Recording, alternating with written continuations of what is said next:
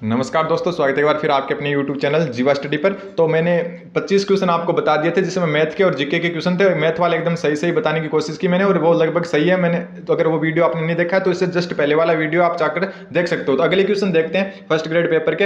अगर बीच के question Hindi English के थे, वो मेरे को खुद को इतना नॉलेज नहीं है उनका, तो इसलिए मैंने इनको स्किप कर दिया। हालांकि उत्तर तो हम ढूंढ सकते हैं उनके भी, लेकिन फिर भी तो आगे के क्वेश्चन देखते हैं। देखो, जो आनंदपुर भूकिया और जगतपुरा भूकिया है, वो सोने के लिए विख्यात है। वो कौन से जिले से हैं? वो बांसवाड़ा से रिलेटेड है। ठीक है, तो इसका उत्तर होगा बांसवाड़ा। फिर पश्चिम राजस्थान में कौन से प्रकार के जो है अनुप्रस्थ स्तूप पाए जाते हैं? अनुप्रस्थ का मतलब होता है वायु की दिशा के लंबवत। तो देखो यहाँ पे देखो ऑप्शन से देखते हैं। सीप तो क्या होता है? अनुदैर्घ्य होता है, यानी कि वायु की दिशा के साथ में होता है। ये दो रेखीय नाम से सिद्ध हो रहा है कि ये दोनों क्या है? अनुदैर्घ्य। तो ऑप्शन इसका 4 होगा सही। बरखान और जो पैराबोलिक होता है या फिर परवलयी होता है, वो क्या होते हैं? वायु की दिशा के क्या होते हैं? लंबवत होते हैं, यानी अनुप्रस्थ होते हैं। तो इसका उत्तर हो जाएगा 4 नंबर।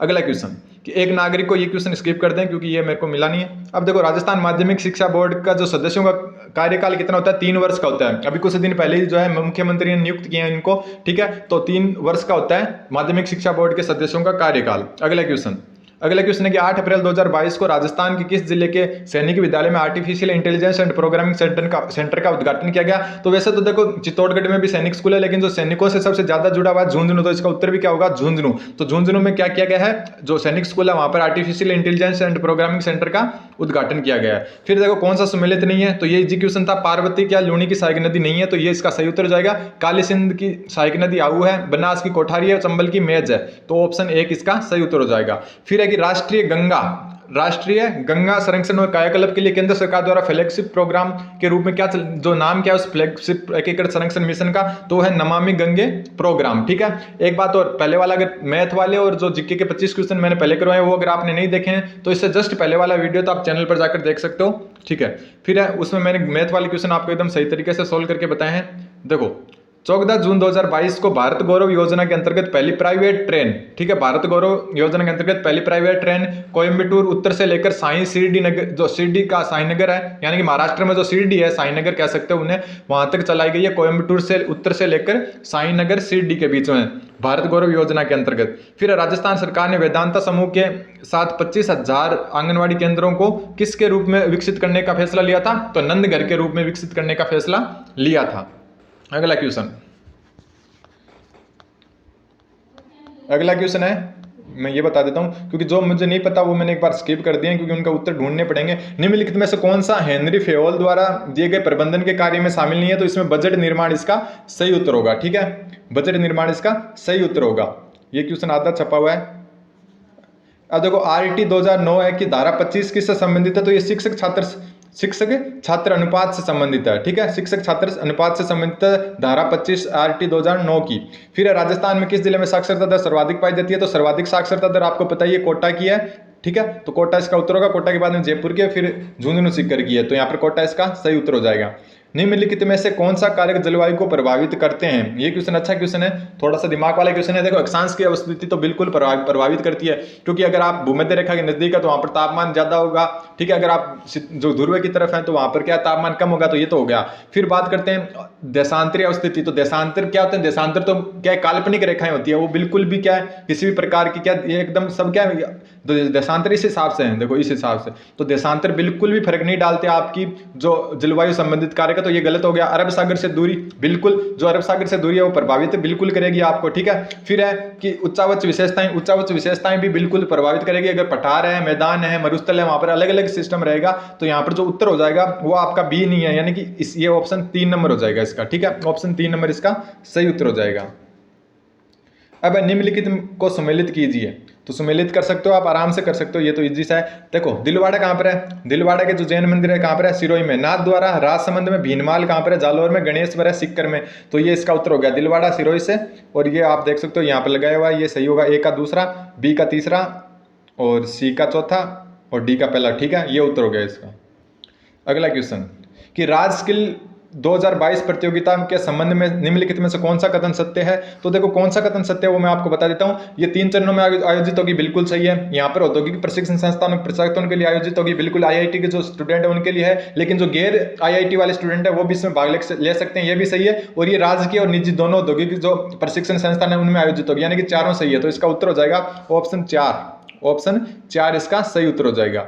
ठीक है। फिर हाल ही में राजस्थान ग्रामीण आजीविका विकास परिषद के निदेशक ने राजस्थान में सर्व महिला संचालित सहकारी बैंक स्थापित करने के लिए किस राज्य के स्त्री निधि के प्रबंध निदेशक के साथ समझौता ज्ञापन हस्ताक्षर किया, तो वो तेलंगाना के साथ किया है। ठीक है। अगला, भारत में स्वच्छ वायु कार्यक्रम 2019 से स्टार्ट है। ठीक है, भारत में स्वच्छ वायु कार्यक्रम 2019 से स्टार्ट है। अगला क्वेश्चन यहां पर देखो कि निम्नलिखित रासायनिक समीकरण को संतुलित करने के लिए Fe, H2O, Fe3O4 और H2 का गुणांक क्रमक बताओ। ठीक है, इनका गुणांक बताना तो इसमें होगा 2 नंबर। ठीक है, देखो यहाँ पर 3 लिख देंगे, फिर यहाँ पर लिख देंगे 4, यहाँ पर लिख देंगे 1 और यहाँ पर लिख देंगे 4। अब देखो यहाँ पर देखो 3 Fe तो ये रहे 3 Fe, यहाँ पर 8 H2 ये तो ये रहे 8 H2।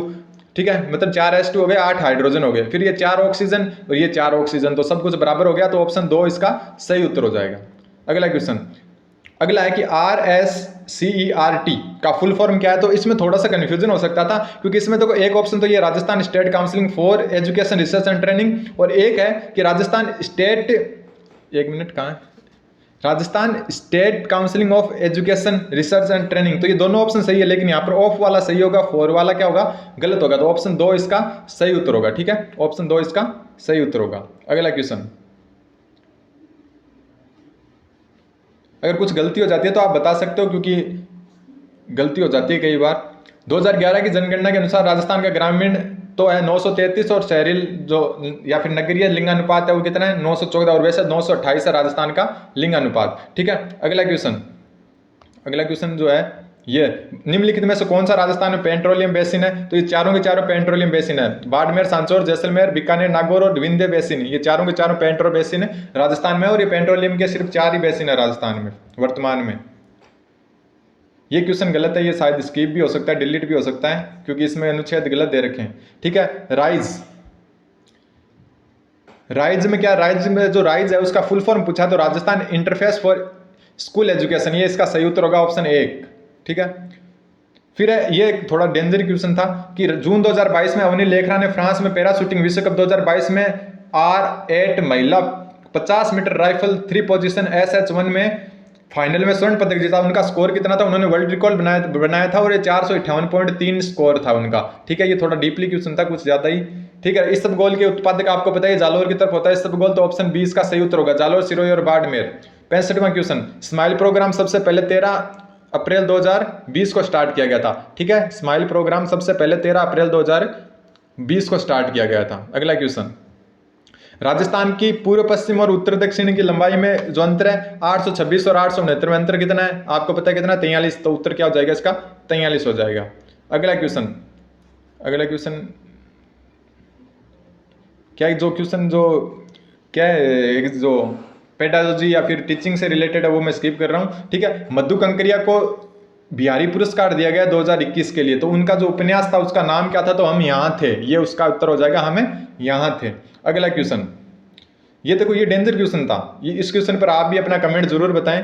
देखो इस क्वेश्चन में क्या पूछा है कि निम्नलिखित में से राज्यसभा में जो मनोनयन होता है ना सदस्यों का, उसके बारे में कौन सा कथन सही है। ठीक है, तो देखो सही कौन सा है, 250 से अधिक नहीं होना चाहिए। राजस्थान सदस्य संख्या क्या है, 250 से अधिक नहीं होनी चाहिए, बिल्कुल 250 से अधिक सदस्य संख्या नहीं हो सकती फिलहाल। फिर 12 मनोनीत सदस्य विज्ञान, कला, समाज सेवा और खेल से क्षेत्र से होने चाहिए, इसको भी एक बार हम सही मान लेते हैं। फिर राज्य और केंद्र शासित प्रदेशों में सदस्यों के निर्वाचन की प्रक्रिया एक जैसी होती है, तो ये निर्वाचन की प्रक्रिया तो एक जैसी होती है, बिल्कुल होती है, तो ये सही है और ये सही है, तो फिर तीनों ऑप्शन तो है ही नहीं कहीं पर। तो मेरे को यहाँ पर जो क्वेश्चन लग रहा है, मैं खुद के हिसाब से बता रहा हूँ, आप कमेंट जरूर करना कि यहाँ पर खेल नहीं होना चाहिए, सिर्फ अपवाद स्वरूप जो सचिन तेंदुलकर है उन्हें अपवाद स्वरूप क्या खेल के लिए मनोनयन किया गया था, बाकी खेल का नाम शामिल नहीं है, तो इसमें बी गलत होगा, और बी गलत होने से ए और सी सही हो जाएगा इसका, तो 4 सही है इसमें, क्योंकि बी तो हो ही नहीं सकता, मेरे हिसाब से बता रहा हूं, आप कमेंट जरूर करना इस क्वेश्चन के बारे में। ठीक है, 17वां क्वेश्चन कि जैविक विकास की दृष्टि से छिपकली पक्षी व मनुष्य के अग्रपाद की अस्थियां की व्यवस्था समानता का उदाहरण है, वो कौन सी है, समजातता का। ठीक है, समजातता का, जो पक्षी के और मनुष्य के जो अग्रपाद है वो किसका उदाहरण है, समजातता का। ठीक है, ये 71 नंबर क्वेश्चन एक बार स्किप करना पड़ेगा, वैसे इसका 71 नंबर का हो सकता है कि 78 हो, लेकिन ये एक बार स्किप कर देते हैं।